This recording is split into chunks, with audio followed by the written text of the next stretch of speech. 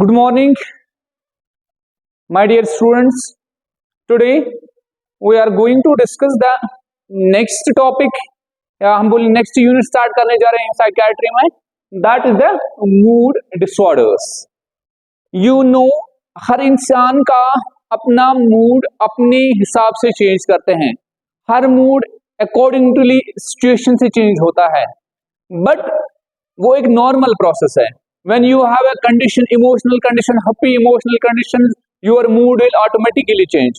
अगर आपके पास किसी की डेथ हुई है तो आपका मूड डिफरेंट हो जाएगा, या आपका रिजल्ट आएगा, आपका मूड एक होगा, आप फेल हो जाओगे, आपका मूड डिफरेंट होगा. दैट इज द एक नॉर्मल की ह्यूमन प्रोसेस, एक न्यू नॉर्मल ह्यूमन प्रोसेस है. तो that is the normal change which occurs in an individual. But जब आपका मूड टोटली डिफरेंट होगा from the other person, that means you behave like, जैसे आप सोसाइटी में एक रूल्स एंड रेगुलेशंस होते हैं, आपको वो फॉलो करते हैं, बट जो वो वहां से वायलेशन होती है, आपके मूड में जितने भी चेंजेस आ जाती हैं, तो उस पेशेंट को एक प्रॉब्लम आ जाती है साइकियाट्री में, जिसको हम बोलते हैं मूड डिसऑर्डर्स. अब हम देखेंगे ये मूड डिसऑर्डर्स होता क्या है. जो ये मूड डिसऑर्डर्स हैं, फर्स्ट ऑफ ऑल जो एक लाइक करता है classification, that is ICD, international classification of diseases. ये लाइक करता है. जब आप क्लासिफिकेशन देखोगे आईसीडी 11 या आईसीडी 10 की, तो वहां पे इसकी क्लासिफिकेशन है F30 टू F39. आई बात समझ. तो जैसे मैंने शिजोफ्रेनिया की बोली थी F20 टू F29, तो इतने जितने भी शिजोफ्रेनिया एंड स्किज़ोटाइपल डिसऑर्डर्स है वो F20 टू F20 में लाइक करते हैं. जैसे यहाँ पे मूड डिसऑर्डर्स हैं, जितने भी मूड डिसऑर्डर्स हम पढ़ेंगे वो किस क्लासिफिकेशन में लाइक करेंगे, that is F30 to F39. That is the ICD classification. ICD is the international classification of diseases. Okay. उसके बाद अब ये मूड डिसऑर्डर्स क्या होते हैं. जो ये मूड डिसऑर्डर होते हैं, इसमें एक पेशेंट की emotional, behavioural and that is the cognitive problems आ जाती हैं.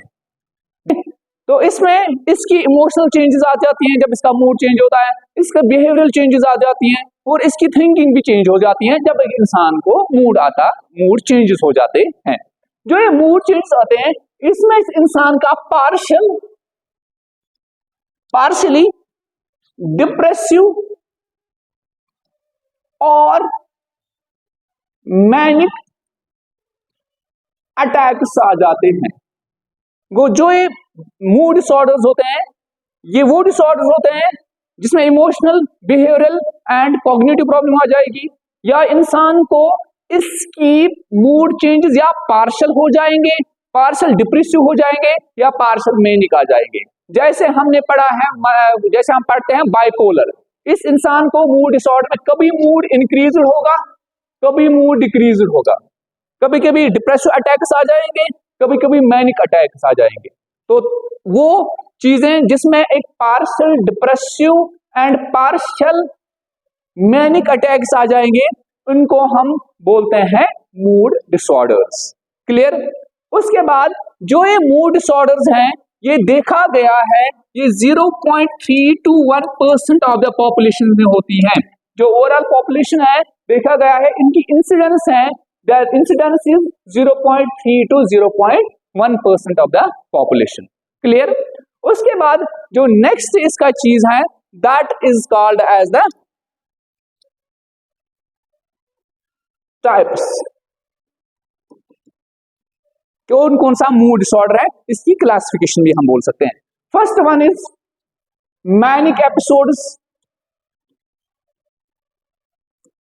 Second one is depressive episodes, उसके बाद थर्ड वन इज द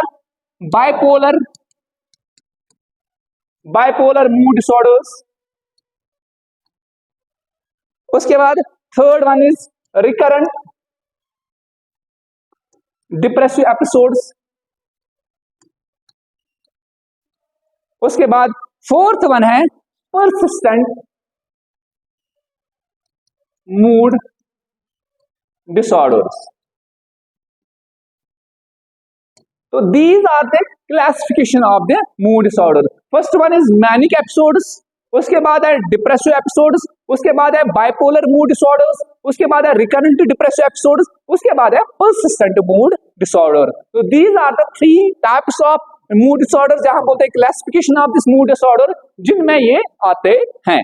तो हम इस क्लासिफिकेशन को एक एक करके डिफाइन करेंगे. फर्स्ट जो क्लासिफिकेशन है वो उठाएंगे हम मैनिक एपिसोड्स. मैनिक एपिसोड्स, जो एक पेशेंट होता है विद ए मैनिक एपिसोड्स, इसमें क्या होता है, अगर आपको याद होगा कि जो मैंने मेनिया बोला था, मेनिया में क्या होता है, इसमें इनहिबिशन ऑफ द मूड होता है. क्योंकि जो ये मूड डिसऑर्डर्स है इसमें डिप्रेसिव एपिसोड्स भी आएंगे, मैनिक डिसऑर्डर एपिसोड्स भी आएंगे. जो मैनिक एपिसोड्स होते हैं इसमें हमेशा ये इंसान का मूड बहुत ज्यादा एलिवेटेड होता है, ये बहुत ज्यादा इरिटेटेड होता है, ये बहुत ज्यादा वायलेटेड होता है. कौन सा पेशेंट? जिस पेशेंट को मैनिक एपिसोड्स आ जाएंगे. वो मैनिक एपिसोड्स वो चीज हैं जिसमें इंसान का मूड बहुत ज्यादा इरिटेबल होता है, हाई होता है, एजिटेटेड होता है, एंड जिसकी वजह से ये वायलेटेड भी होता है. इस मैनिक एपिसोड्स को कंट्रोल करना बहुत ज्यादा मुश्किल होता है. फिर हम इस पेशेंट को क्या करना है, वो हम रेस्टोरेंट्स डालते हैं, वो हम आगे देखेंगे. वो they that is called as the manic episodes. जो ये मैनिक एपिसोड्स हैं इसमें मेनली जो ये मैनिक एपिसोड्स की स्टेजेस में इसको डिवाइड किया गया है. One is called as euphoria. जो ये मेनिया है इसको हमने स्टेजेस में डिवाइड हुआ कि इसकी मूड कितने. Euphoria. Second is called as the elation. Third one is called as the exaltation. Exaltation. And fourth one is excitacy. Excitacy. Excitation. Euphoria, elation, exaltation and excitation. जो euphoria है इसको हम बोलते हैं स्टेज फर्स्ट, इसको हम बोलते हैं स्टेज सेकंड, इसको हम बोलते हैं स्टेज थर्ड एंड इसको हम बोलते हैं स्टेज फोर्थ. ये तीन स्टेजेस हैं जो एक मैनिक पेशेंट्स में आते हैं. Stage first is called as a moderate elevation of mood, sorry mild elevation of mood, mild elation, that's called euphoria. When the patient have a mild mood changes, then we call it as a euphoria. When patient have a moderate type of mood elevation, that's called as a elation. That is called as an elation. That is stage second. जब patient का mood severe होगा, that is called as the exaltation. जब patient का mood very severe होगा तब हम बोलते हैं इसको एक्साइटेसी. दैट मीन्स इस मूड चेंजेस जो मीनिया में होते हैं, जिस ऑलरेडी इस पेशेंट को क्या होता है, मूड बहुत ज्यादा हाई होता है, इरिटेबल होता है, वायलेटेड होता है, एजिटेटेड होता है. इस मूड चेंज को हम फिर स्टेज में डिवाइड करते हैं.